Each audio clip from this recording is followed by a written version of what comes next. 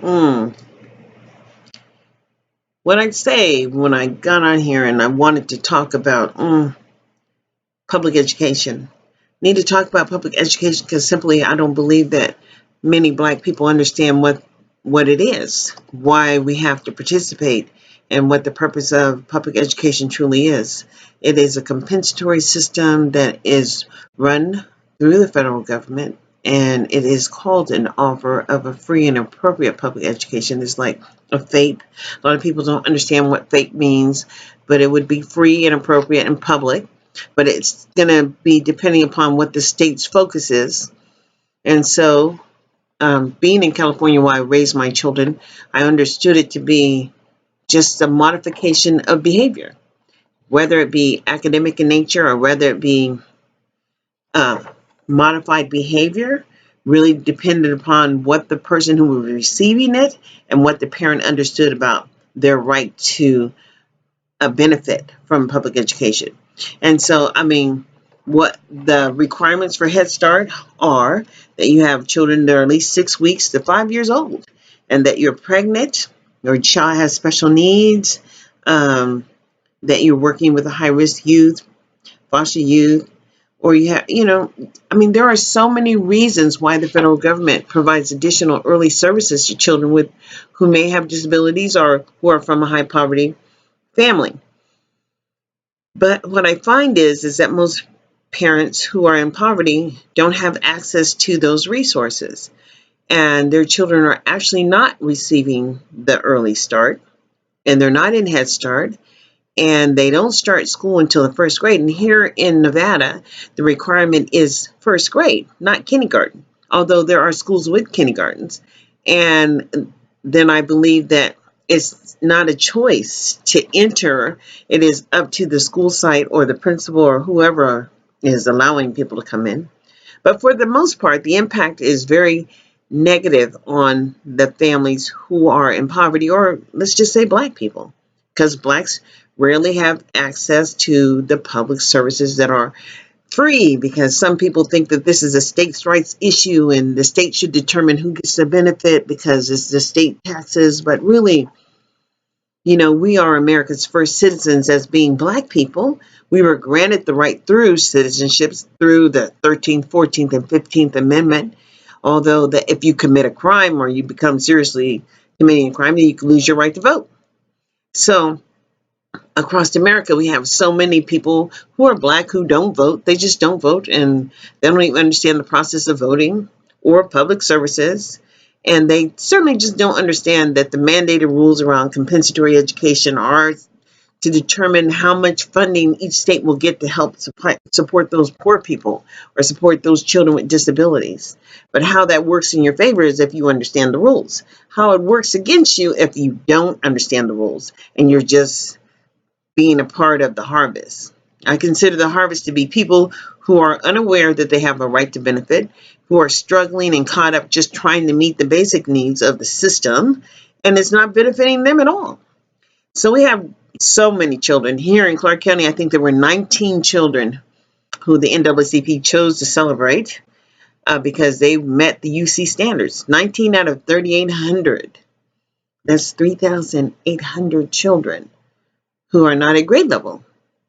And to just ask for the data to try to get it broke down to see what's going on, I couldn't find any of the information online about how many children actually had access to the early start or Head Start, and how many kids by the third grade reading level were not reading. And then there was an assembly person, Tyrone Thompson, and he was championing a bill that said read by grade 3, but it's not something that the state decided to follow. So if they're not going to follow read by grade 3, and they're not going to push for the support needed to be prepared to read by grade 3, the superintendent, Jara, he came to the NAACP meeting and he was talking about 5th grade. Well, by 5th grade, you already know what's going on. And you already know that you're not going to be able to meet those levels, not even the basic levels of reading at 6th grade, because no one's going to go back and catch you up, not one soul. So when you have a child who is not on task, who is not prepared, who is below grade level, then they will be below grade level, because there's not one law on the books that determines that you have a right to benefit otherwise if you don't know that you have a right to do so.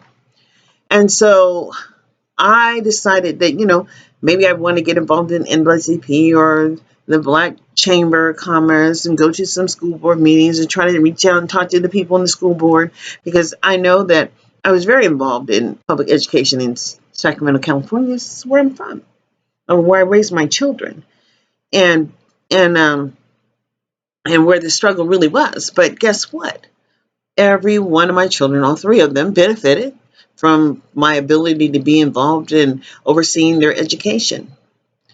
And they all got a good education. They didn't get the best education, believe me. My sister's children are out there in Elk Grove, and just the higher quality of services. Their children met basic standards and above basic standards. And her children all graduated from high school and went on to graduate from a 4-year college. Understand the ability to be prepared to move on to the next level. But in America, we have to understand the cost of freedom is so great, and that there is nothing that prohibits you from moving forward in life except for fear itself once you have the knowledge. But you must gain the basic level skills on how to access services, how to access programs, where the services are, how to benefit, ensuring that you're not just going to school every single day and getting an F or being sent out of the classroom. How do you help someone who's being sent out of class every day for being disruptive? Well, there are ways to support those children. And it starts with, a full educational assessment. And under the law, every parent has the right to have their child evaluated to determine if they need support and what type of support that might be. And so, this is something that just doesn't happen overnight. It's something that took me years to know and years to understand and years to benefit from. But all my children benefited from the struggle that I had to ensure that they were making marginal gains.